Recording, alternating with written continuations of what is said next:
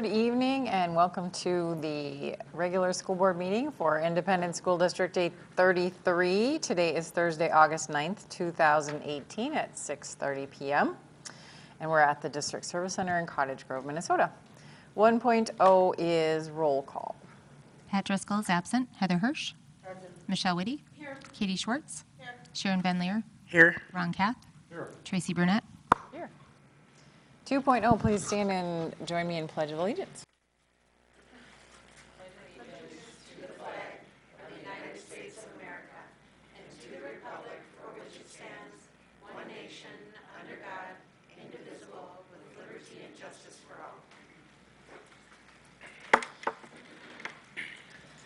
Three 3.0 is the approval of our agenda. I will entertain a motion to approve. So moved. Second. Moved by Sharon and second by Ron. All those in favor say aye. Aye. Any opposed? Motion carries. 4.0 district highlights will be an agenda item on our August 23rd meeting at our August. 5.0 public comment is also an August 23rd agenda item. 6.0 is our consent items. All consent items are considered routine and non-controversial by the school board and will be approved by a single motion. There will be no separate discussion of these items, but prior to the meeting, board members did have the opportunity to review the items and could have requested that one be moved to an action item for individual consideration, and we did not have that, so I will entertain a motion to approve our consent items. So moved.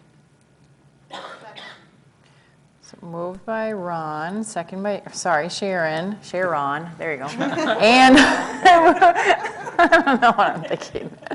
And second by Katie. All those in favor say aye. Aye. Any opposed? Motion carries. Actually, I was waiting for you to move, so.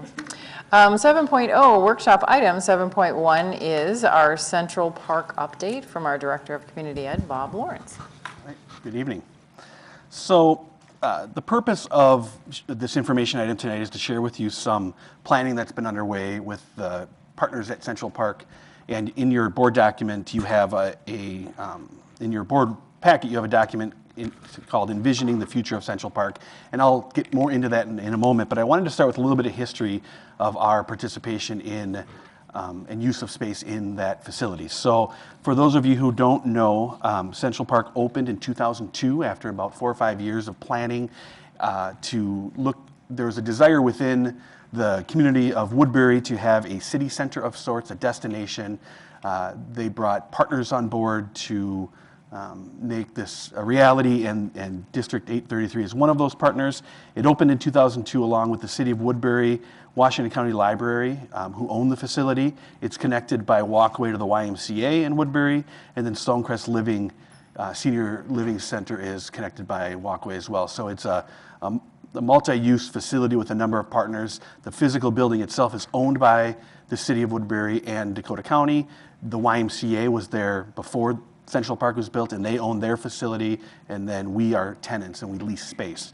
So the original vision of Central Park was a multi-use indoor park that provides a focal point that establishes the city center area as the heart of the city, and it was designed to bring a cross-section of the community together. So that was part of the documentation in the original proposal for Central Park.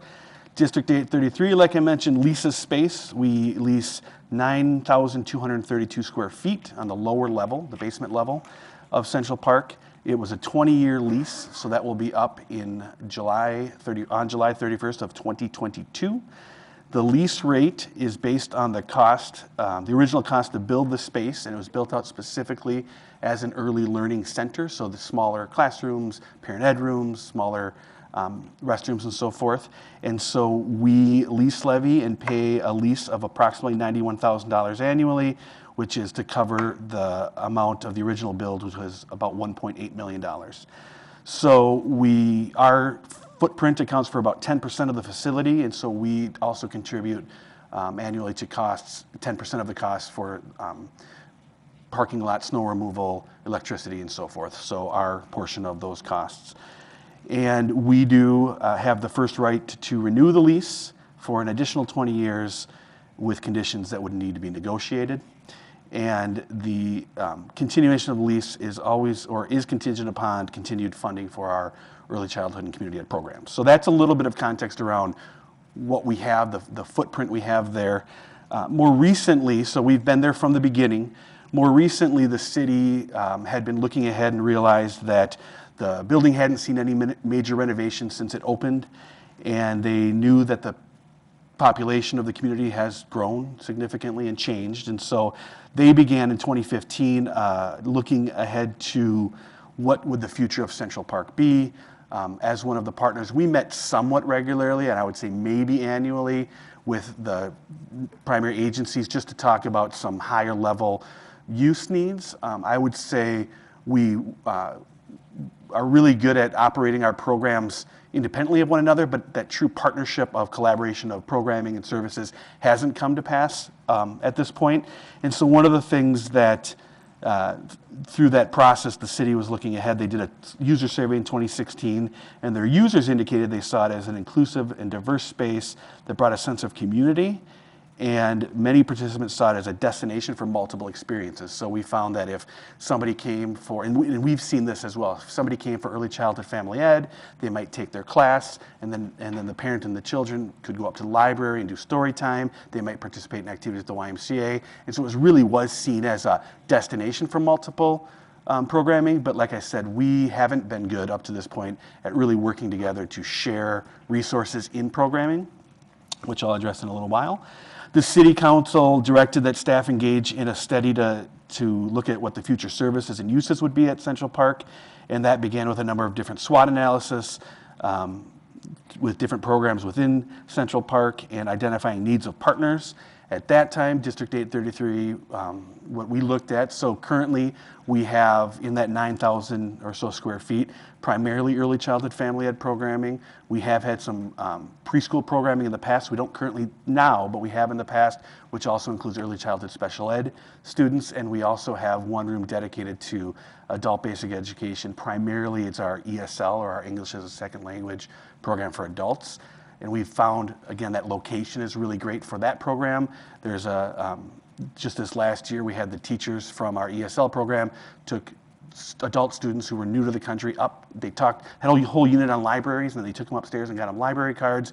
And so again, it's that co-location of services is really beneficial to the type of students that we serve. But really the two needs that we identified early in this process were space needs. So our programs are growing, as you saw a presentation, was it 2 months ago, with early learning and just the growing needs of our early learning and growing numbers, but also growing needs within our English language learning and ABE program has identified need for additional space, and then just storage. And then the other piece that we identified at that time was that because we're in the basement, there are some skylights that go up, I don't know if it's a level and a half, and kind of bring some natural light, but it really does feel like you're in a basement down there, as much as they tried to make it a bright and learning space. There's not a lot of windows, and the windows that they are, like I said, go up. So the potential for some natural light. And then also, as we've brought more and more students in, particularly students with disabilities, getting down into to the lower level requires the elevator, and in an emergency or in a hurry, I guess, it's not easy to get students in and out of there. So ideally, we recommended or requested that at some point in the future, if we could even consider where we're located, that would be helpful for us as well. So that work was done and led into some pre-design work that the city engaged in with partners. And through that pre-design work, one of the realizations at that time was that there wasn't a specific enough vision for the future of Central Park to adequately come up with appropriate designs. So what we realized was we had all these agencies working really well next to each other, but we realized that there needed to be more cohesive vision among the agencies. And so there was a stop put on that pre-design, and we worked to start to develop some short and long-term goals in that time. And so when I say we, the partner agencies of the YMCA, city, the county library, and the Stonecrest. And then also it was the administrators from those met us as well. So Dr. Jacobus was involved in some meetings at an executive level, and then some of us who were programming were doing some more analysis on the program level. And at that time, as we started to determine goals, there was what has now become referred to as the big pause, to stop and really dig into what could and should the future of Central Park look like. And so that's what this document is. This is the deliverable from a process that spanned approximately 6 months. It was a company, RSP Dreambox, was brought in to facilitate this conversation between the 4 partners. And we really did dig into, as you'll see, what are we trying to accomplish as individual organizations? What would it look like if we worked more closely together? And so it really was about clarity around vision and the next generation. What was interesting and unique is we're tenants. And so while the others have a physical stake in the building because they own it, we're tenants. So I would say in this report, I'm not going to go through the whole thing. You can certainly read it.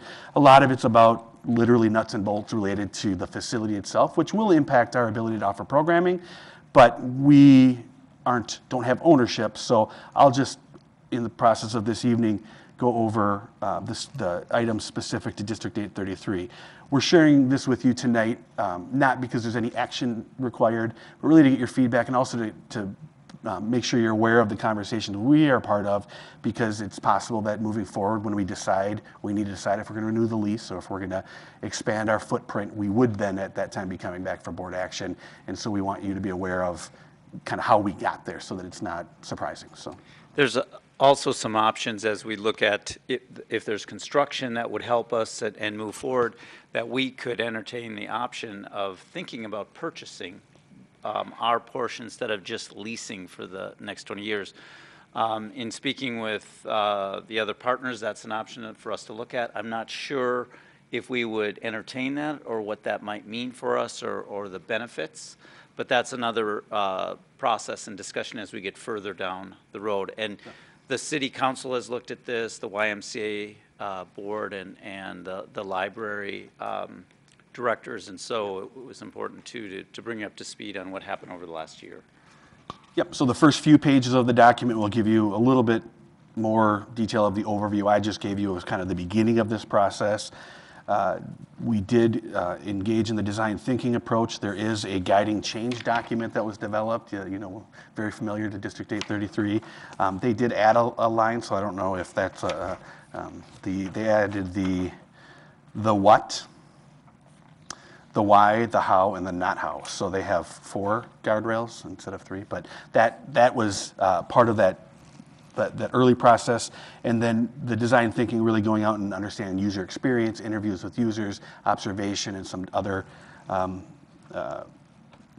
activities that we both as the planning team participated in, but also our RSP Dreambox went out and did a lot of interviews and user groups and so forth. So on page 8, you'll see the charter or the mission that was developed by the team. It's that at Central Park, we will work together to create and deliver one experience so that all community members feel included, connected, and recharged. That was a common theme as we looked at the responses we received. People come for one reason. They might stay for a number of others. They come to get connected with one another. They come to get connected with learning or fitness opportunities, and they some just come and sit and read and listen to the waterfalls. So that is our developed as our common mission. You'll see on page 10 that there's an operational structure that's being proposed, and so that is formalizing. Like I said, prior to this, we tried to meet annually. This is a more purposeful structure that allow us to work more closely together at not only looking at the agreements that we're making as far as operating more closely together, offering programming more closely together, looking ahead to what the capital improvement needs may be, and then just a more concrete operations model. And so when we think of the operational structure, as it talks about on page 10, it may include shared promotions, or like right now when you come in, what's the front door of Central Park? Nobody really knows. And when you get there, we did a whole process of wayfinding, trying to figure out how to find where you're trying to go. And if you don't speak English as your primary language, or it's your first time there, it's really difficult to find your way to the different program areas.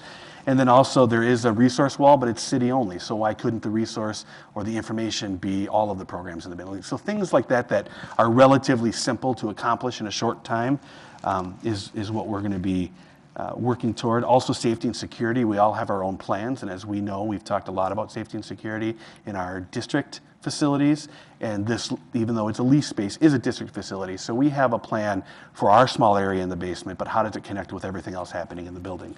And then just what we've, looking back, realized is that as leadership has changed among any of the organizations, a lot of time the institutional knowledge was in that leader's memory, not necessarily written out. And so developing some sort of process to make sure that these decisions that are being made transfer as leadership transfers.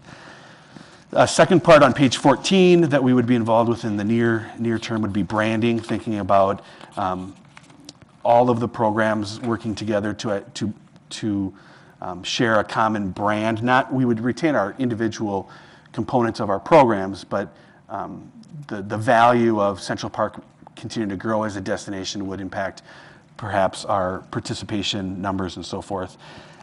Page 17 talks about some of the near-term changes or additions. The city does have money set aside for some of the updates for some of the exterior spaces and common spaces over the next year or so, but not any major structural changes. I mean, they're looking at things like what is the use of the indoor playground, and if they have that, what would it look like? And do they need more space on their lower level for rentals for when they do big events? And if so, we're on the lower level, where would we go? The library, when this was built in 2002, was a lot more paper and files and books, and now it's a lot more electronic. So a lot of the space on the lower level, that's a library admin building or space, isn't being used. It was built for, I think, I don't have the number, it was something like a dozen or so or maybe more staff, and now there's just a handful, maybe 2 or 3 in that space. It's just their needs have changed, and so there's empty space there as we're bulging at our seams. So short term, we might be able to negotiate some things that allow us a little bit of additional space. So that would impact District 833 in our programming. Really, there's not a lot to consider except that possible expansion, but we do need to make a decision within the next few years on our lease renewal, and if so, what would those future space needs be? And then, as Dr. Jacobus said, there has been a question, would we entertain the idea to purchase our space, or would we want to continue to lease that space? As you look on page 20, looking ahead, this is the far or the later section, and so while there's not a definitive time frame, it's sort of after that 2020 renewal, so 2021 through 2023 is when some of these developments would begin. And so this is that larger structural shift of the space. So this might be an addition that the city or the library puts on. It might be an opportunity for us to move out of the basement if that's part of their vision, is to use that lower level space more or differently. Then maybe we would have a different place which would give us more sunlight. It would be the potential to increase our footprint. We would look at any additional programming at that time that we could offer either on our own or together with the other partners there. And then as we talked about, and the question did come up during our presentation on the early learning programming and the continued need for space, and we are in our elementary buildings, but those numbers continue to grow. And so what are the future needs and possible solutions to our growing space needs for early learning? And so, big picture dream, would there be, because there was in part of this process identified a piece of land that could have an addition, could that be an early learning center for District 833? Or not, I don't know, but those are things that we might come back to you with in that longer, 10 years out plan. So that is this document. The only thing we've really committed to at this point from the district standpoint is to continue to engage in these partnership meetings that are going to become more regular, engage in the safety and security discussions as a group, and then just enhancing the communication through those meetings and other ways. So we know that that's what we're going to be doing moving forward now, but we would be back to the board likely for action on any discussion around what our goal plan is past 2022 or lease to own or any additional needs that come up. So that's this document, and we can certainly talk more. I just also wanted to bring up that I've been involved also with the Cottage Grove Community Center Task Force. So this is a task force that began in January of this year. It was picking up some work that had been done a handful of years back, I think 2011 or 2012. And that's much earlier stages of development, so I don't have any document to share with you yet. I certainly will once that's done. But what's interesting is the task force recommendation that's being drafted now for City Council also includes a destination feel. So the timing-wise, the Washington County Library is looking to rebuild the Park Grove Library in the next year or two, and they've been undergoing community engagement process to find out what the community wants and needs, and they're hearing things like space for youth, space for seniors, shared learning spaces.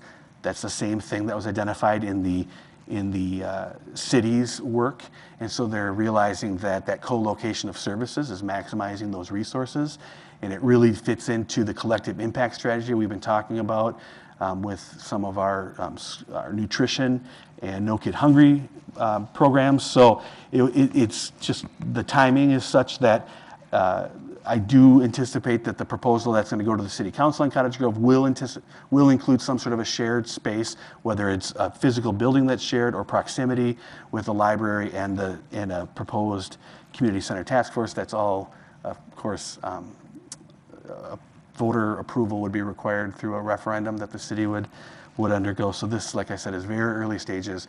But I think what's interesting is both of these communities, which we as District 833 serve, see the value in that shared space and want us to partner. And so we could potentially partner with whether that's shared programming, or dedicated space in the Cottage Grove facility someday, or even, like I said, if we had an early learning center south and north, or however that worked. So I'll keep you up to date on that. And I guess at this point, any questions, comments, or suggestions as we move forward? Like I said, there's no action necessarily required. It was just more getting the information to you. So if you hear about it or someone asks you about it, you know what we've been up to. And I would add, we have committed, we know we need space for our early childhood and adult programs, and the Central Park location works really well. So we believe we'd like to stay in that. And we know that we're not going to have extra room in our schools to be able to move programming. And so that was another, as far as the work that happened over the year that brought this document forward, our commitment was that we hope to be there as well. And the Cottage Grove piece may give us another opportunity. We don't have the space that we need for these types of programs, and I don't anticipate that things are going to open up at least in the next 5 to 10 years right now. So any questions from anyone? I guess I do. So I'm a little confused so has the City Council of Woodbury adopted this? And this is the marching orders to the committee, or is it still under review? Or? So the City Council of Woodbury was presented with this document here, which they commissioned. And so what they've approved or said is, yes, move forward with the near term, which is the development, because they have the money dedicated of that short term, some of the enhancements, like some of the common spaces, some of the outdoor spaces, but any future design work or programming would need to go back for further. So that longer term, that later phase that starts 2021 through the next 10 years would need to come back for more approval from their perspective. But yes, the City Council saw this, what are we in August, 2 months ago, so the end of June, and they made the recommendation to continue forward with this plan. And so what are we doing to figure out what those projection figures would look like for our early childhood program to leverage or work with these folks? Because if we go in there and say, yeah, we need space, but we don't know how much space. Is it Cottage Grove we want to have that space? Is it Woodbury? You mentioned, Dr. Jacobus, that this facility works good for us now, but they're, as far as I know, they're pretty landlocked, so the only way they're going is up or maybe a little bit. Small space that they've identified. Small space, that could so potentially- yep. whatever expansion they do, is it even big enough to our future needs? So I think we have to do our homework before we can ever even think about it, me personally, to ever even get into that discussion. And I think, Bob, you probably could address some of what we see with the numbers on all of the programs we use there.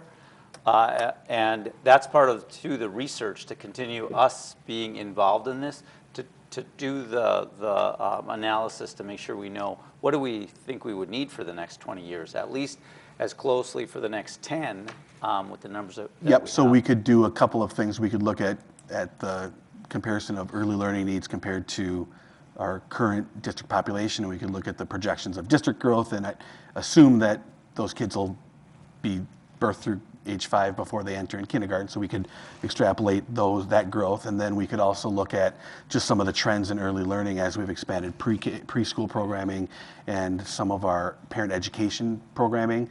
We could come up with, I don't have those numbers, but we could certainly come up with them or bring them to you. And then also with our ABE, specifically our ESL programming, we can see what the growth and the projected growth of a growingly diverse community would be, and what that immigration and refugee population projections would be for our county, and come up with numbers related to that as well. So, and from just the design standpoint, my understanding is when the Central Park facility was built, the library portion was built to be added up if necessary, so that structure's in place.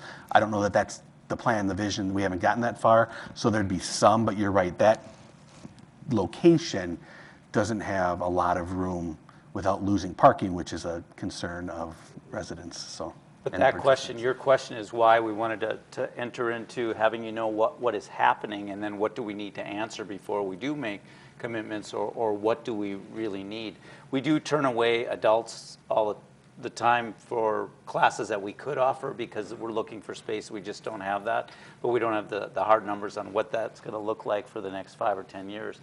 Early childhood too, we're always, oh, I thought you were saying something about my mics, I'm sorry. Always looking for space, but again, if our population starts to decrease as far as younger kids, we won't need as much space, so.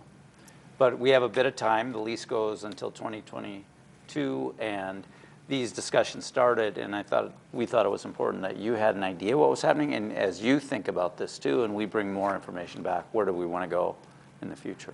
And I guess the only other request I would have then is if we start to get closer to think we want to be an owner versus a renter, then we just got to really make sure that the joint powers agreement is really put together well. I think we learned our lesson with coming out of Valley Crossing. Exactly. What happened. So from my point of view is we want to make sure we've got that thing pretty well buttoned up of what the liabilities are, or if the city at some point says, hey, guess what, we can sell this piece of property for a lot of money and build a super center on a different piece of property. We want to be able to have that all buttoned up.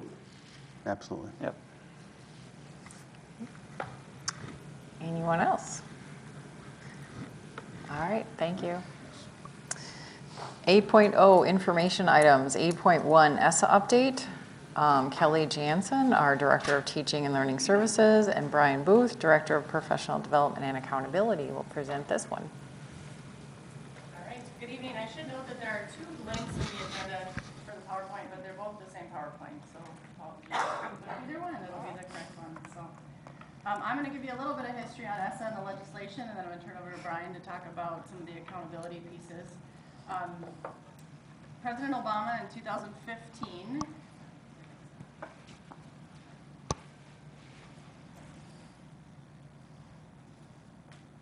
Rookies. We gave her the bad mic. This is part of the hazing ritual.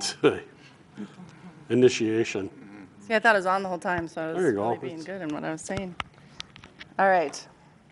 I will start over. So in 2015, President Obama signed the Every Student Succeeds Act, which is also referred to as ESSA. You're going to hear that word a lot as we go out throughout this year, that it's a new legislation that we're operating under.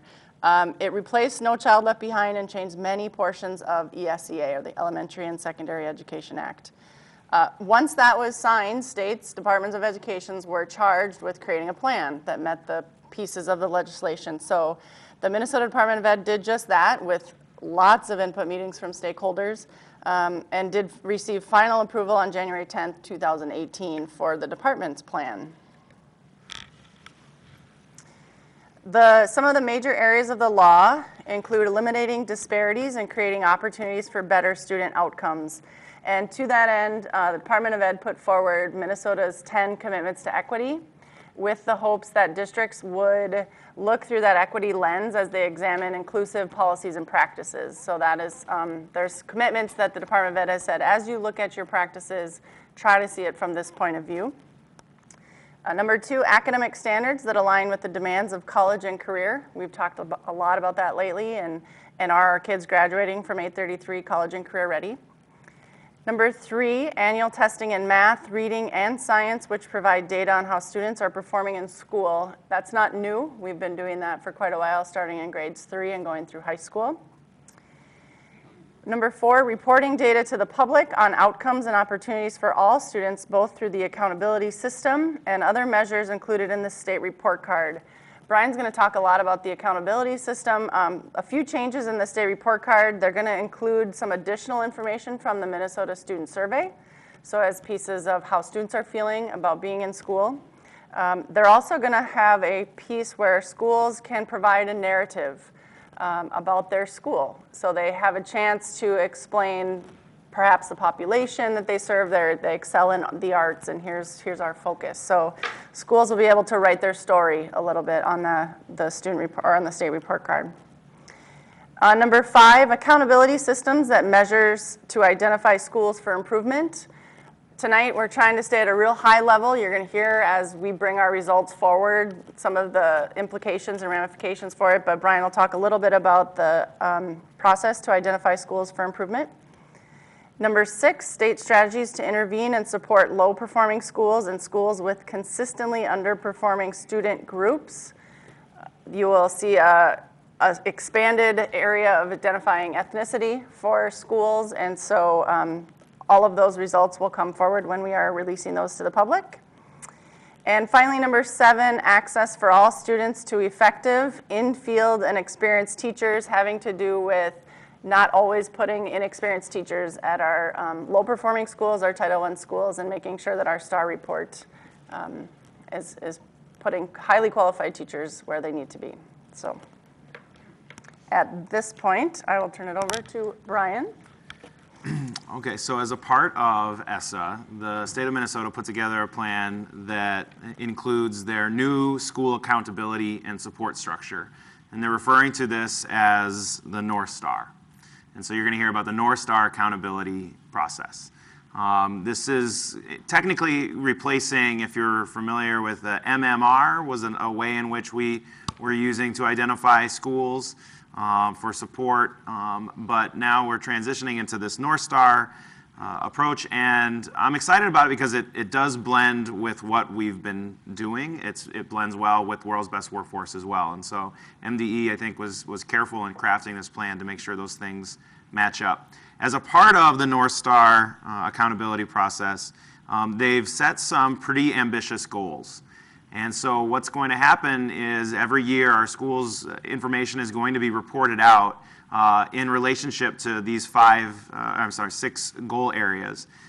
For now, there might be additions later on as the years progress.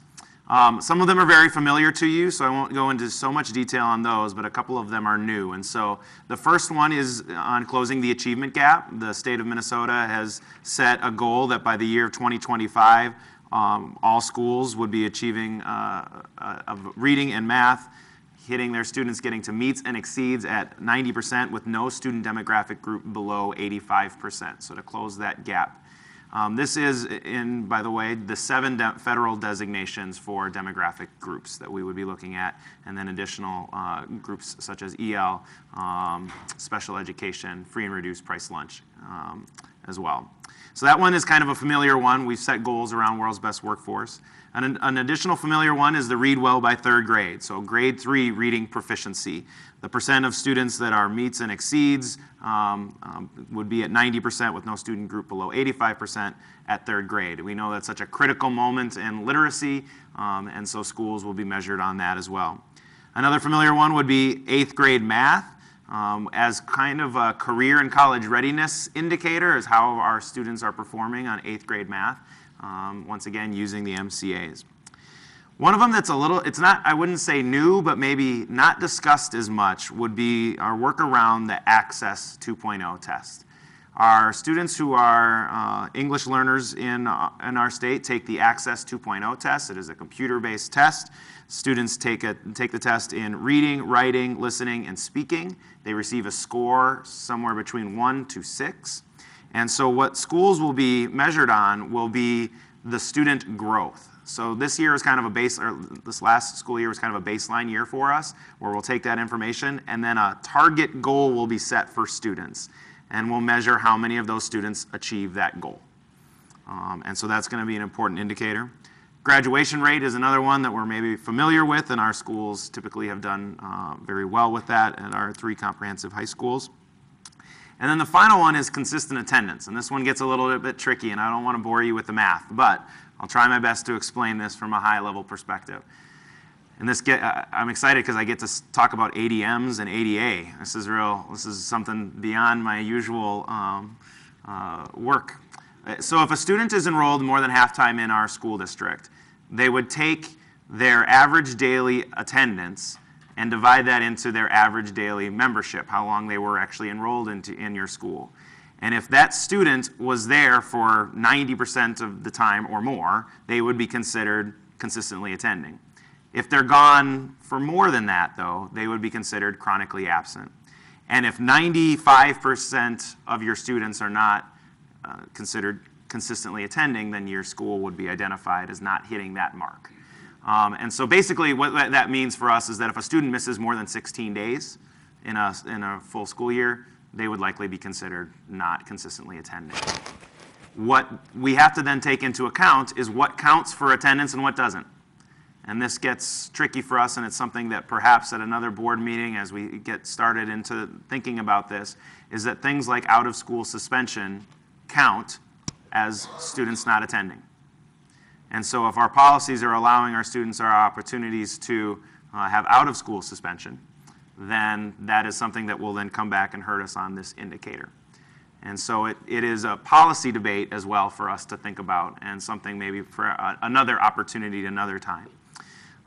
Those are the key goal areas that the state has set, in addition to the last one that Kelly mentioned about access to high-quality teachers. That is something that's a part of our World's Best Workforce process as well, and something that we work with HR to measure each year and then talk about as we are setting our World's Best Workforce plan.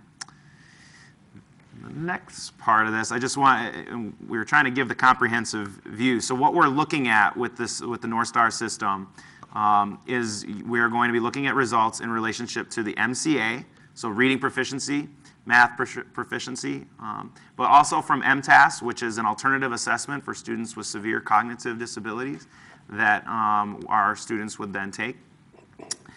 We are looking at Access 2.0. And then the alternative access as well, graduation rates, and consistent attendance. So those are kind of the big indicators that we as schools are looking at. And in fact, just this morning, spent some time with teacher leaders from across our school system as they're getting ready for school improvement plans, and went over kind of a high-level overview for them as well, because these are the types of things our schools might potentially set goals on as well as they're getting ready for the school year. Brian? Yes? Before you go on, were you ready to? Oh, go for it. I just wanted to give you a chance to, with the indicators on what will be held accountable and anything else that we start on, if you have questions. The system, I feel, gets a bit complicated as we go through, and then there's measures that we will be rated on as once everything's factored in. So just wanted to make sure as we go through, sometimes we give you a lot of information, and wanted to make sure you could answer questions, or we could answer questions. So how is this different than what we were doing? Well, I would say MMR was an attempt to try to combine all of these, so multiple measurement rating is what that was, and it was an attempt to try to combine all of these factors into a singular score And that was challenging because the more you combine, the less you can see the key areas that a school might be struggling in.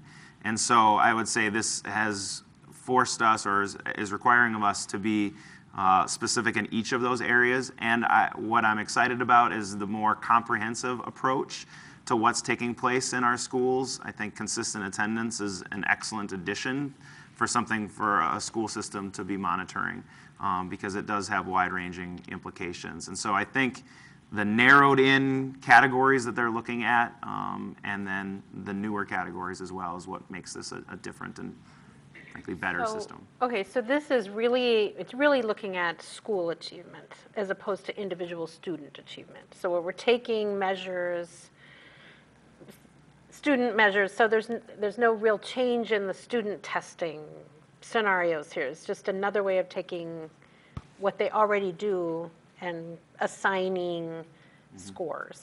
Is that correct? That is correct. I would say as we get into the school support and identification, another shift would be additional focus on progress scores and not just proficiency. There's a new matrix that they're putting together that if a student grows from a does not meet in third grade to partially proficient, there's a progress score, and that school would be awarded points from that. And so for a school to not just say we're looking just to make sure we get our students to meets, that they're making sure all students have that opportunity for growth. And I think that's an additional strength of this change.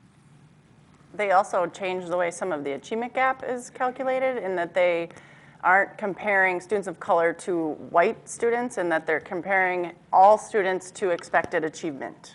So the gap will be, this is where you're supposed to be regardless, and then looking at each, because I think oftentimes we hear achievement gap and we think students of color and non-students of color. So that's a change. And the way that they set the goals is different. The previous legislation provided for them to say, decrease the achievement gap by half, whereas this one set a concrete goal for everybody. So everyone's half was different in the previous legislation, and now this one, everyone's goal is 85%. So In terms of achievement of students of color. achievement of whatever that Yep. achievement is. So, Correct. because I'm always come to these same, just trying to understand why growth is not the measure. It always just kind of boggles my mind. I guess if you can help me with why. I mean, it seems like this one is a little bit better, that the whole point is you start somewhere, and the success of a school is how well you help kids grow. You can't help a student who's really low here become a superstar all the time. So to me, that was where No Child Left Behind was like everybody had to reach some unrealistic goals, at least. So I don't know if you can help me sort through that. Yeah, I mean, and Heather, feel free to jump in here too. This is kind of like performing in front of somebody who talks about this all the time. So certainly, if you feel, what's that? I'm finding it fascinating. Okay, I would say, I mean, while yes, the overall achievement rate is still a priority within this, the change to make sure that the matrix on student progress is an important identification. And then with the addition of the access testing, that is an entire focus on student growth.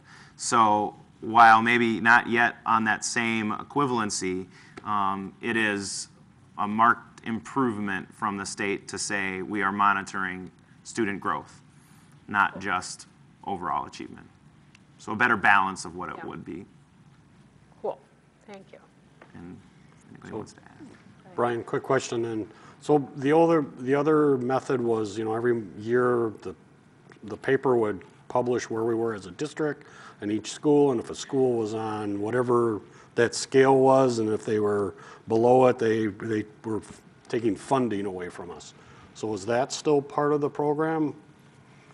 No. So what we're shifting to is the way in which previously, you're right, would have been identified schools for support, and they would have gotten in kind of the older system some additional professional development through an agency connected to the Minnesota Department of Ed.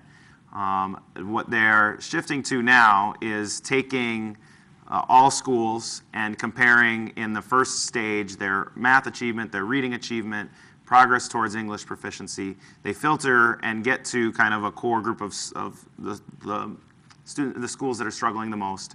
they go to the next one and then look at math progress scores and reading progress and or graduation rates at the high school level. And then eventually to stage 3 where they're looking at consistent attendance. And at that stage, then those schools that are still kind of hitting that mark of maybe not progressing or achieving would then be identified for support. And what that looks like is intensive support or comprehensive support is what the Minnesota Department of Ed is calling that. And instead of it removing funds, I would say it's increasing connections, it's increasing professional development times, it's bi-monthly meetings with outside trainers, with support members from the Department of Ed to try to help that school improve in whatever category that they're in. So I would definitely, if the old system was considered punitive, I don't see this system as being that. So then my question would be the funding for this increased training, well, where does that come from? Or does that come out of our own budget then? Is it an unfunded mandate that, you know, this school got to a point, now you got to put resources to it? So we as a district have to figure that out, or does the state come in with funding? As far as I can tell, there's no additional costs that would be associated with this, so I wouldn't refer to it as an unfunded mandate. I would say that it would require staff time. It would require energy from the principal and staff members as if they're going to meetings or trainings. There might be some increased professional development costs as well, but until we go through that process, I don't know that I could definitively answer that. And it would be shifting the funds that we receive to utilize them differently. That's what happened in the past too. Then, rather than having more discretion in certain funding streams, then we would be expected to spend it in a certain way. And this would probably, I mean, it's going to be the same way. Okay. And really my only other question then, I think I heard you say that our current MAP tests that we're doing, ACT tests, all that is staying in place. This is just... Yep. Okay. Yes. So MAP testing we still do in 2nd through 7th grade in the fall. And that's not a state accountability measure, that's an internal one that we utilize. And so all of our local assessments would continue, the pre-ACT for our 10th grade, the ACT for our 11th grade students. We wouldn't shift any of those things. A lot of those are measures that we use internally for our schools to set school improvement goals. Just another note about the funding piece. You may hear down the road about Title IV funds, which is it's block grant this year from MDE that basically is defined for districts to implement ESSA. And so that is what they like to call new funding, but it's kind of a shift from Title I to, you know, and so we still don't have indication of the amount that will be for districts, but we know that help will be coming, so. And I know there's been changes in the rating system where we were starting. Where are we at with as far as rating schools once we get through this? Is that still part of? I haven't heard any updates from MDE on that at all. The only rating I've heard that would come is in the stages and identifying schools for support, and then that's what I have heard, so as well. Because originally there was discussion about a rating. Once you went through this, each school would have a rating. And so that was something that always concerned me. I've been through that in the past, and that really is tough on schools for a variety of reasons. So there was discussion about how to modify. I wasn't sure exactly where we were. That would be a change as we move forward on this. But as far as you know, that may not come to fruition in the same way. Yeah. I will look into it tomorrow, though, and get back to you if there's anything I can find on that. And then I'll just conclude by just sharing that we are getting our accountability information currently from Minnesota Department of Ed. It's embargoed, and so we'll get a chance to process through that, and we'll report it publicly after that. So I'm sure late August, early September, you'll see the news stories and all of that of our accountability measures and how we performed as a school district. And so look forward to that, and then either in late September or early October, we'll be back with a full detailed report of how we did and information that the board and public would like to know. And so. So last call for questions? No? Thank you. Sure. Clarifications? Anything? No? Be nice because I'm a rookie, remember? Yeah. Thank you. 8.2, first reading of policies 504 and 510.1. Assistant Superintendent Mike Johnson. Thank you. Good evening, Chair Brunette, board members, and fellow cabinet members. Tonight, I'd like to speak about two policies. 504 would be student dress and appearance, and 510.1 athletic and activity participation. It's not that these are required, but we think, time is of the essence. These were things that we had discussed as a principal group, as an AP group, and as ADs in the spring. And we thought that to be able to start the school year, we could address these items with this first reading, and then hopefully approval in 2 weeks, get some discussion. First, I'd like to talk a little bit about 504. A little bit of history on this. We have monthly AP meetings, and Julie and I meet very often with our principals. And this had come up probably a couple of years ago from our principals. However, our APs, we really had gone into the policy a bit more this spring. And when the APs had shared with us their thoughts on this policy, we went back to the principals, talked about it a bit more. They're all in agreement with this at the high school level especially. We consulted with MSBA policy and other school districts' policies. We had a couple APs and a principal talk at the conference level at the SEC, but also talk to some of their colleagues in other districts, other high schools especially. But I just wanted to share, and there were 3 edits to that policy on 504. And I will take questions, comments, and be able to take those. We have our first principal and assistant principal meeting on Monday. So anything we discuss tonight, I'll definitely talk with the assistant principals and principals, and then be able to make any edits, to share any thoughts with you as well, and then get that ready for the 23rd, actually for both these policies as well. Okay, question. Can I look at yours? I must have missed this one when it came to me. The clothing, it's 504C1, and you eliminated the shorts and tank tops, that kind of thing, and put clothing that causes a disruption to the learning environment. Okay, now people have different interpretations, so that leaves out for people to interpret. I think we should be specific. I'd rather for it to be specific, and instead of being generalized. And if I, go ahead. Yeah, so I had a similar concern, Sharon, and Mike did have a meeting with me, and along with Sarah Sorensen-Wagner. So I thought it was interesting. I had the same feeling that sometimes with the specifics, if it's too vague, then the one concern is it can be interpreted too differently across. Also that the concept of what is a disruption in the learning environment not be code for, how girls should dress usually. Yes. But then we looked at how these things are all how girls should dress. Sarah was very compelling in the sense of saying that as teachers or, in the classroom or as principals, that they are having to, what is the interpretation of short shorts? What's skimpy? What's a midriff? So even when you have specifics, it's hard to say what the specifics mean.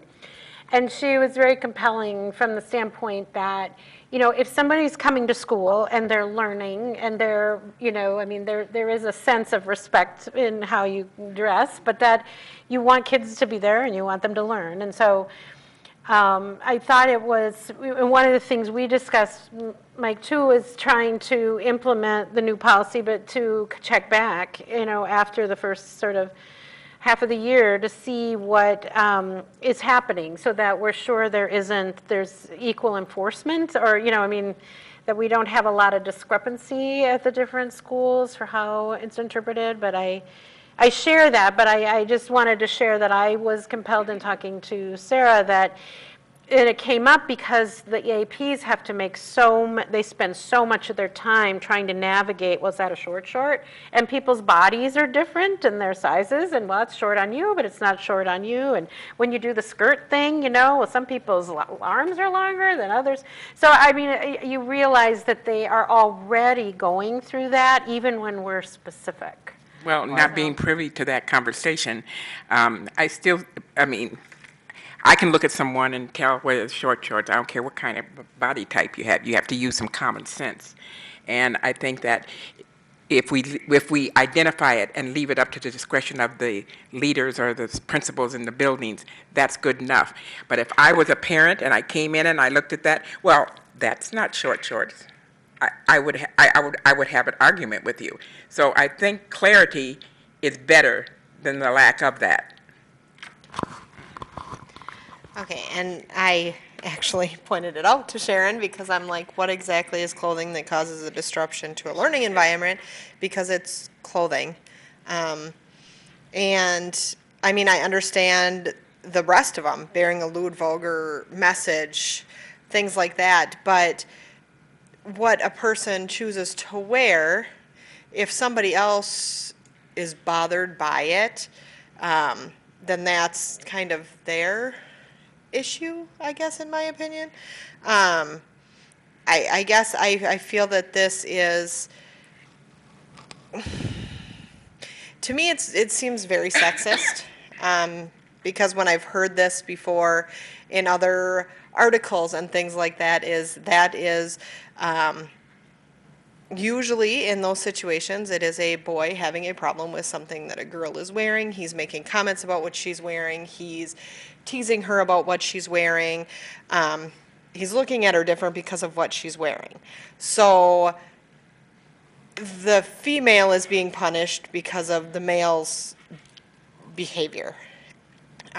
In these situations, I'm not saying that this is what this policy is going to do, but a lot of the policies that these articles were talking about, it was almost the same wording of it's causing a disruption to the learning environment. But anything you wear should not be causing a disruption to the learning environment. Unless you're wearing a hat that every time somebody walks past it blows a whistle or something like that, that's a disruption. I don't even view short shorts, skimpy tape as causing a disruption. I'm not saying that you should be wearing short shorts where any body part is hanging out or anything like that. But that's not, in my opinion, causing a disruption to a learning environment. I mean, if we have to have something in there, I would rather keep the short shorts, and if we have to put in whatever inseam is appropriate, then we put in whatever inseam is appropriate, or the tank tops, that they can't be spaghetti top tank tops. I guess I would rather see that in there than causing a disruption to the learning environment. What I'd like to add to that, with what Sharon had said before, I think our assistant principals had struggled with, by being a bit too prescriptive, it makes it more difficult. Like you had said, Sharon, when you see it, you see it. And like Michelle had illustrated, Sarah Sorensen, Wagner's daughter, and my daughter are the same way. They're both tall, they got long arms. And if we were to talk about an inseam, well, my daughter would have to go home, or she'd have to change, and the shorts are fairly long. But I think when it comes to our staff and other students and other adults in the school, to see, yep, they know when they see it. So then they report it, and then the assistant principal or possibly principal would then address it. Call home, do whatever needs to be done so that the student can get back in class dressed appropriately, or make some type of arrangements. But I think sometimes by being so prescriptive, spaghetti strap, linguine strap, we talked about lasagna strap, it's kind of like, well, are we going to go around with a ruler to make sure? It makes it very difficult for our APs, but I do understand that clarity. The thing I like about it is that our assistant principals, we get together, probably twice a month, and we're able to talk, and our principals, we get together every week to be able to monitor how is this going right now if we altered this policy? Are we seeing any differences? Is everything okay? So I just wanted to share that. Well, yeah, and as Katie said, it's kind of sexist, because then a disruptive environment can also be wearing your pants down and your underwear showing. I think that should, if we put a descriptive, that should be one. I guess mine is more with the wording we have. I don't know if there's a different way to word it, but it's the clothing that causes a disruption to the learning environment. Because the clothing itself is not causing the disruption. It's the perception that somebody has about what the person is wearing that is causing the disruption. Yes. Because some people might be okay with what he or she is wearing, and other people might not be okay with it. So it's that perception of the person that views it as disruptive. So I don't know if there's another way to word it that we're not descriptive, but I just, like I said, I don't see that the clothing is the one that's causing the disruption to the learning environment. Mike, do our assistant principals feel strongly that number one has to be in there? Because I also have pretty strong feelings against that being in there. Because disruption to the learning environment is very subjective language, and if the plan is that we're going to look at it on a monthly basis, or we're going to bring data, then I want data that says which sexes or which gender are being flagged, because my guess is it's going to be girls. And then I want to know what students, because my guess is also that there may be some unconscious bias that comes into what students are reported to principals for having disruptive clothing to the learning environment. And so I think I understand that language was already in there after the descriptions, but I'm wondering if we just eliminate that line completely, because then you still have clothing bearing lewd, vulgar, obscene messages, products that are illegal for minors, objectionable emblems, badges, etc., footwear, things that damage school property. You have all those other things that are going to catch less subjective interpretations of clothing. And so I'm curious, that would be my question to go back to the APs, is do we need that one in there if we have the other ones? Because I think it puts us at risk of having issues targeting girls, or targeting a particular race or culture, or targeting a particular student group because of unconscious bias that I'm not sure we really want to dip our toes into. That would be my feedback. I feel like it's consistent with what I'm hearing. I mean, yeah, it seems to me to just get rid of number one. Yeah. Makes sense, I guess. If there's, the only thing you're not catching is, I mean, if somebody, I mean, like you say, a lot of things have a common sense element to it if they're really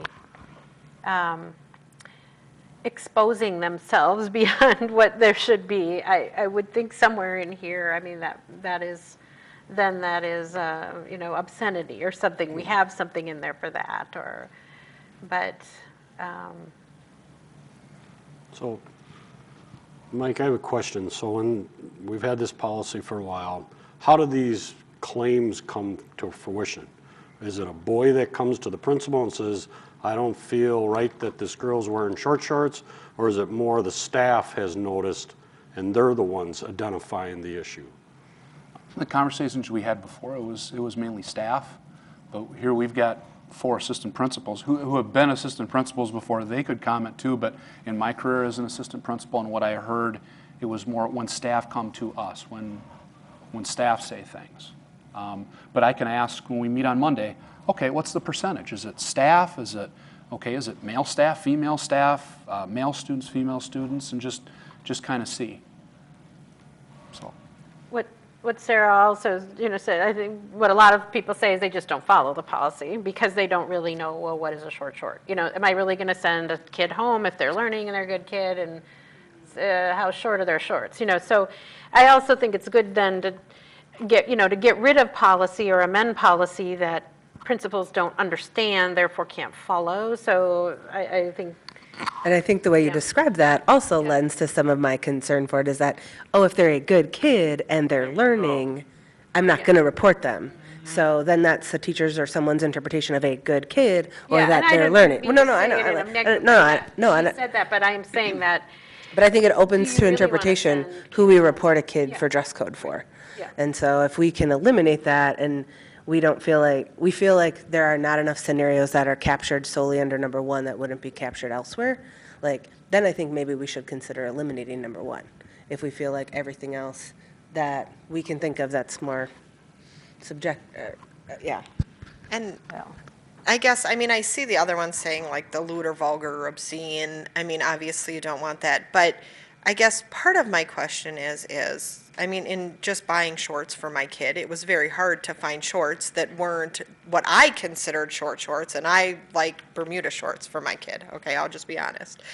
But, and maybe I'm just weird here, but what does a student coming to school wearing short shorts or spaghetti skinny tank tops, what is it hurting? I mean, is it just because people are uncomfortable looking at these students walking down the hallway, or is it actually an issue?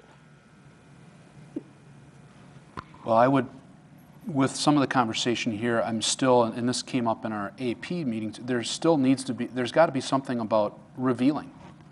And revealing is fine. I mean, I don't think you should be, your backside hanging out or, shirts so low that, I mean, those types of where wardrobe malfunctions can happen are not, for lack of a better term, can happen, should not be.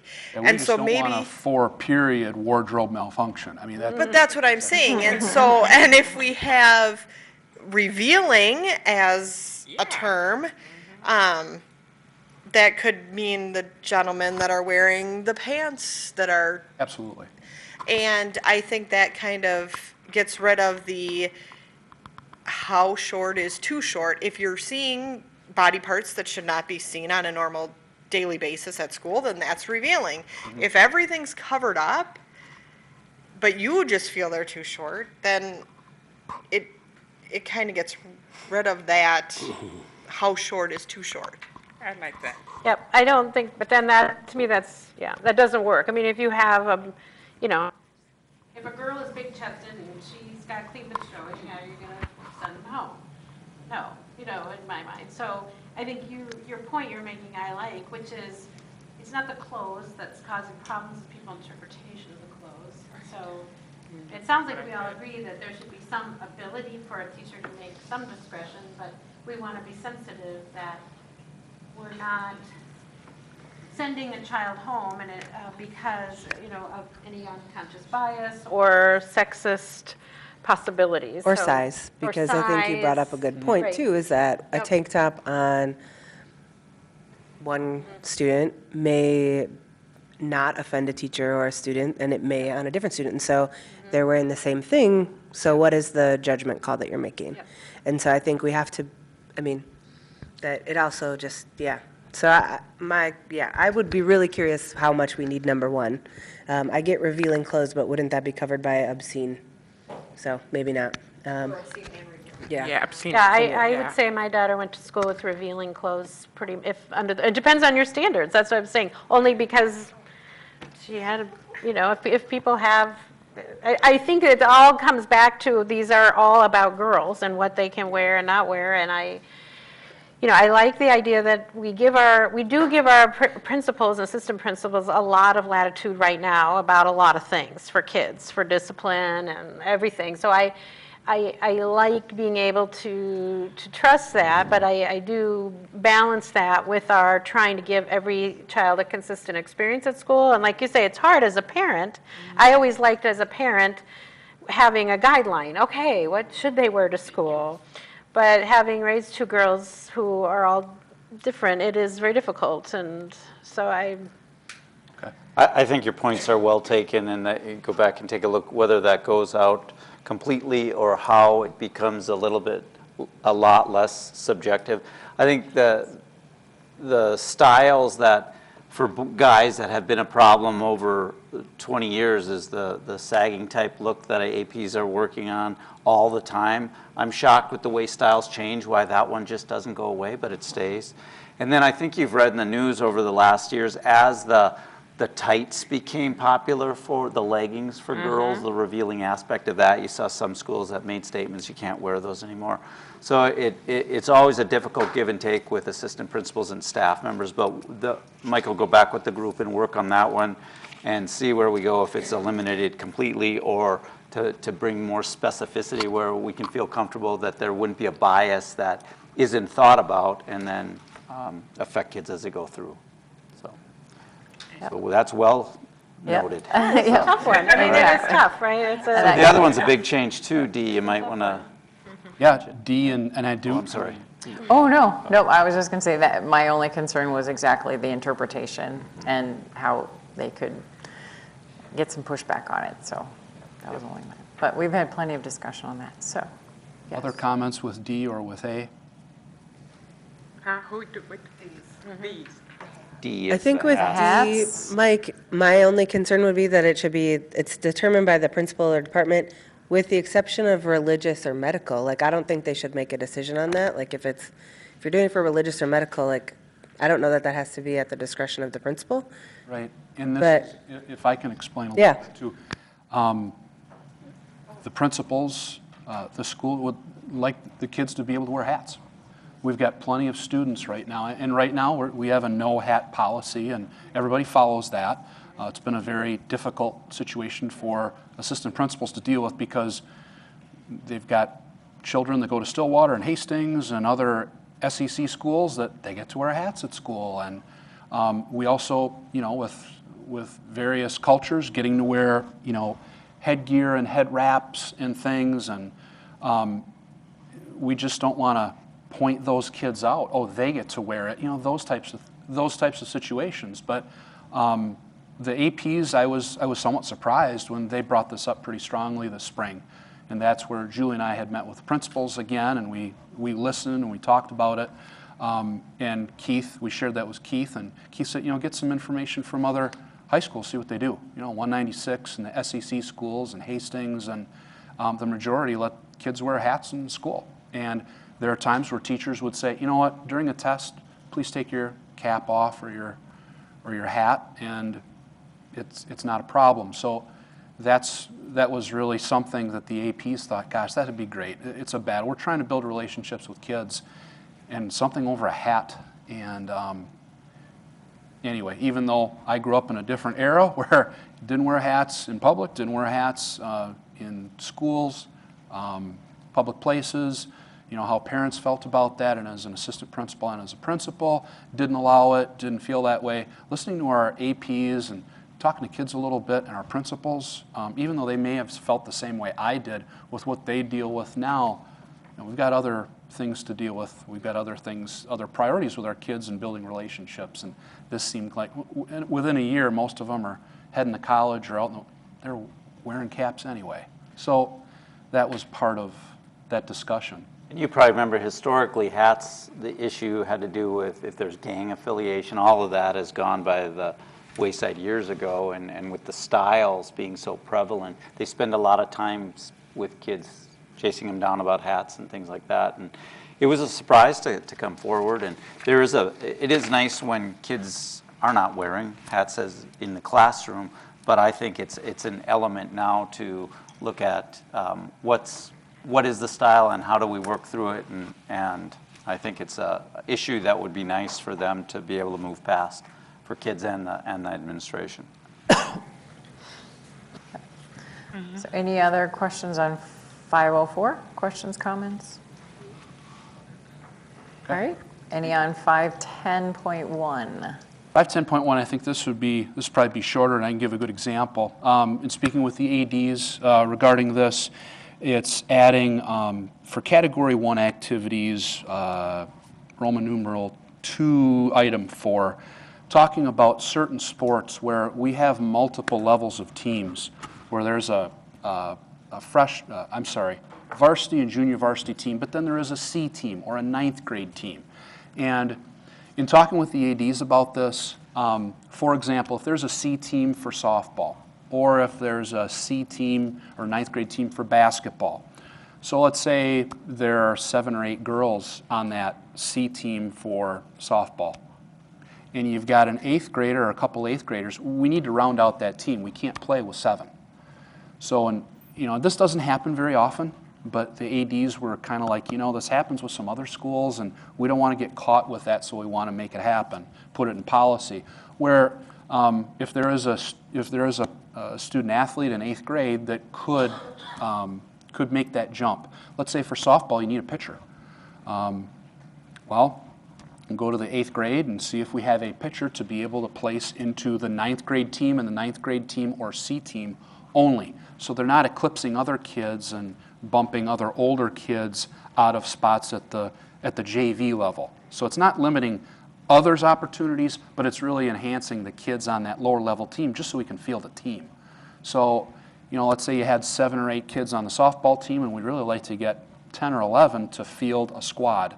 That's what they'd like to do. And those kids would only be on that C team or that 9th grade team the whole year. They would not be moving up whatsoever. So that's how that was reflected.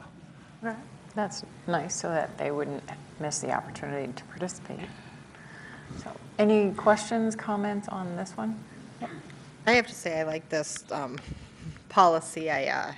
Soccer recently changed to grade or birth year instead of grades. So now, like Cottage Grove, for instance, athletics, there's a lot of 8th graders that don't have anywhere to play in the fall because technically they play with what are 9th graders now, and they have to play for high school.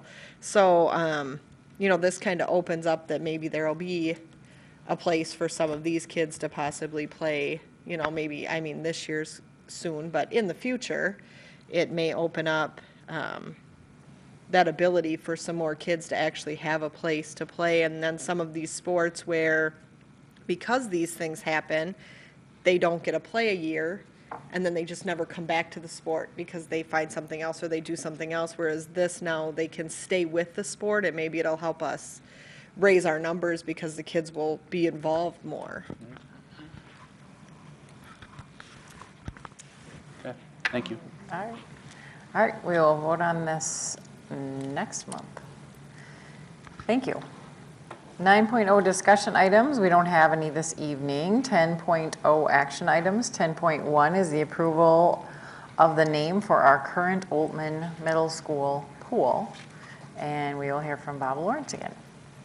All right, so Mike Vogel presented this as at the last board meeting on July 26th, and referencing policy 801.2, the naming of district facilities, indicates that school district facilities, including buildings or sites or athletic activity locations, shall be given names likely to retain meaning for students and citizens during the projected life of the facility.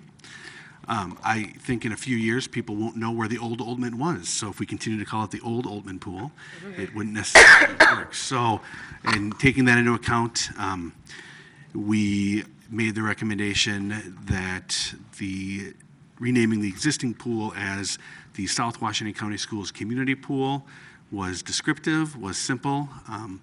It would be likely portrayed as the logo of South Washington County Schools, community, with the words community pool after it.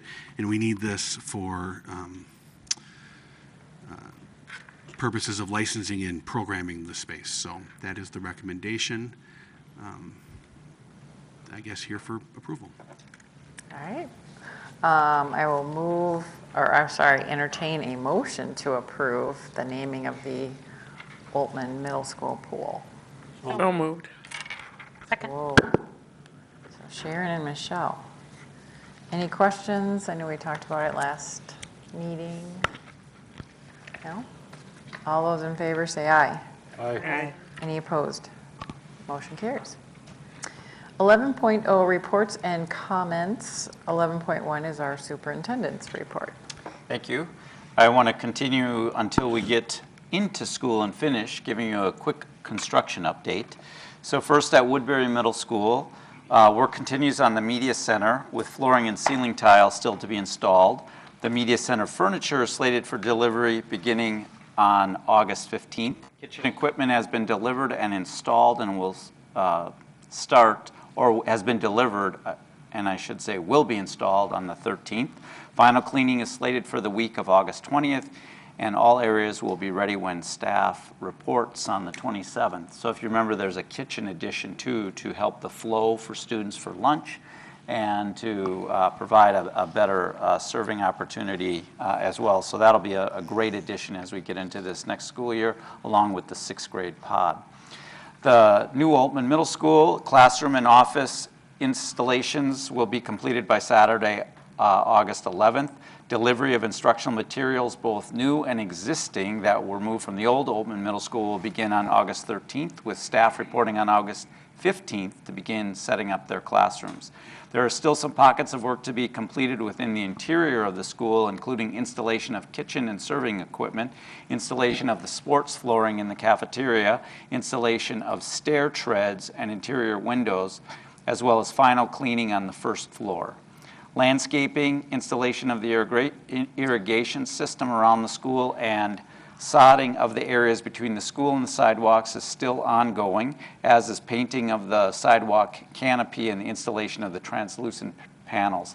The canopy, if you can picture the front, it's an area of drop-off for kids that will be then shielded from the rain with a translucent material, and so it gives the kids and parents a much easier drop-off. It's interesting as you're in Altman and Joni has moved in already. It looks like there is a lot of work to be done, but boy, they pull things together in a quick fashion, and Bob has been working with his team. The technology's in place, and they're moving forward. So I'm really excited when we have a chance, when you have a chance to see it. We will have the official opening or ribbon cutting dedication on Sunday, September 23rd. Yes. So we'll have more information to come on that. Nuevas Fronteras, the work on the remodel. The work is progressing at a fever pace throughout the interior of the school. Grades 2nd through 5 classroom renovations are complete, and technology installations are underway. Construction of the new kindergarten and grade 1 classrooms are progressing, with all rough construction completed and finishing work underway. These classrooms and the media center are scheduled for completion by August 25th. Delivery of instructional materials takes place the week of August 20th, and new classroom furniture will be delivered on August 27th, the same day that the staff reports to begin setting up their classrooms. As I've mentioned before, that is really a difficult project to complete in the time frame that we have in the 2 summers, and they're working diligently, and Mike Vogel is involved in helping to move things forward in any way we can. But a lot is just needing time and as many people working at once as they can. Moving away, well, you can ask questions at the end, I guess. Done with the construction. Teacher leadership training. Today we had over 140 teachers that included academic success coaches, cultural liaisons, equity teacher leaders, ATTPS coordinators, AVID teacher leaders, reading specialists, school staff development leaders, technology coaches, and curriculum specialists from math and science and social studies all participated in our SoWashco teacher leader training. The morning general session was led by Brian Booth and focused on the new accountability measures that you heard about today with the Every Student Succeeds Act, and a review of the data of our student survey and how that information from the student survey relates to the strategic plan goals of personalization and culture and climate. The afternoon breakout session centered around understanding their role as a teacher leader and what impact they could have on teaching and learning in their buildings. And I had a chance to spend about an hour there, and it was really, again, inspiring to watch teachers work together and get excited about the new school year. And in talking with various folks that were there, they had great times this summer, and they were very excited to be there today and prepare for the school year.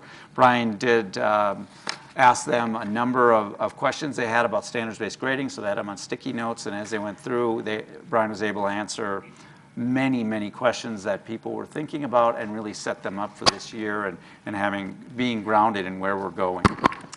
We also last week I had an opportunity to attend the AVID Summer Institute training that was held here in Minneapolis. If you remember a few years ago with our training, everything was out on the West Coast or out of state. Very expensive for us to send the number of teachers that we want trained.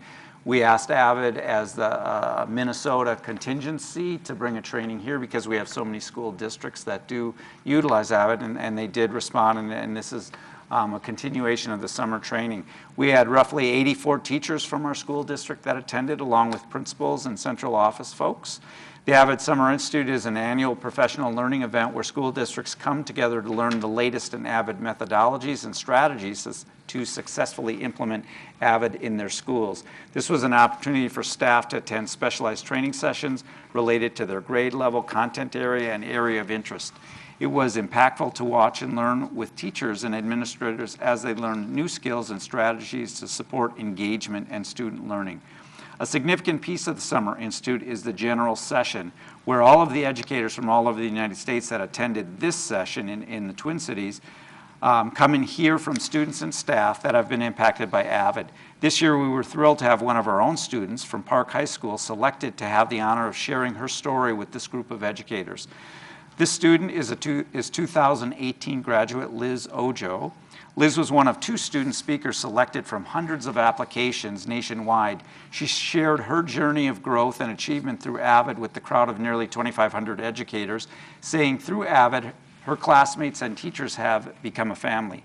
5 other students from South Washington County Schools served as student leaders, including Park High School student Haley Fuller, Beth Tamrat, Emily Tamrat, and Miriam Zudu. I want to make sure I'm pronouncing that correctly, yes. And incoming Woodbury High School student Anna Rodriguez. Each shared how AVID has made a difference in their lives and the classroom with small groups of educators and administrators throughout the 3-day conference. So many educators from around the Midwest and the United States got to hear from our students. AVID teachers, some of the comments were, AVID's teachers make us love what we're learning, said Anna. They get students excited about the subject they're teaching, and they're doing it, and when they're doing it in the right way. The students were led by Maria Toll, Park High School's AVID coordinator, and Abigail Horner, AVID tutor and Park High School graduate. In addition, South Washington County School District proudly represents AVID with 11 AVID national staff developers who train educators across the country and carry their work into our school districts. So we're very fortunate with the train-the-trainer type model that we do a lot of internal training, so we don't have to send people all over the country. But that was a wonderful workshop, and again, to watch teachers, they were so excited about getting ready for the school year. So very optimistic about the start, which will be here before we know it. Yes. I know. State Fair is only 2 weeks away. Yikes. All right, 11.2, school board member report. We'll start with Sharon. Okay, I think the last thing I did that I can remember is the meeting with the mayor of Woodbury with Dr. Jacobas and Bob and myself. And I think they talked about a bunch of new things. She won't be coming back. And the new community, Highcroft, and the plans for that. So that's it. I attended last week the 9/16 meeting, and we have the Cora Education Center grand opening on August 15th, so that will be exciting to have that open and ready. There were a few setbacks, so it'll be nice to have it all completed. Thank you. Ron? No report. Michelle? No. Nothing? I will say I had the opportunity to go to the AVID Day with Keith and several of the staff and spent a significant amount of time actually with Christine and with Shelley and with Molly Lester, our AVID coordinator for our district coordinator for Park, and learned a lot about kind of how it looks across our buildings and the amount of work that they all put into making the program really successful. And I really did appreciate hearing from the students. And I want to point out that we did get recognition from other districts in the metro for having so many national trainers, because I think that they also are sometimes benefiting from those trainers as well. And also just pointing out that maybe they also need to invest a little bit more in their trainers. So I think that was really nice to sort of be called out for doing a really great job. And when Keith was talking about the students, they came in and did a session just with South Washington County and kind of shared their experience with Avid and took questions from some of the staff in the room. And the piece that really stood out for me, which I don't mean to sound like a downer, but one student said, you know, my Avid teachers really care about me, which the inverse of that statement is that she does not feel her other teachers care about her. And so I just wanted to bring that to the board, is that I think we have great teachers, and I think that it shouldn't matter whether you're an Avid teacher or you're Avid trained, but that should be the perception of all our kids, that our teachers care about them. And so it should be something, and I know that's probably part of the MSS data that our schools are looking at. And so I want to make sure to just keep bringing that back and keep talking about that, because it was frustrating to hear that was a perception of one of our students, that only the Avid teachers cared about her. But I will say I have a incoming 5th grader, and we are in full back-to-school swing. So we just got our exciting letter of who our teacher is. So we're very excited to go back to school this fall. And I will tell you a fun fact: my daughter will have the 5th grade teacher that I had for 6th grade at Hillside Elementary. So I'm very excited about that. But yeah, so we're in full back-to-school swing at our house. Thank you. I have no report this evening, so 12.0 future meeting dates. 12.1 August 23rd will be a regular board meeting, and 12.2 September 6th will be a regular board meeting. And with that, we have nothing new to report. We will be adjourned.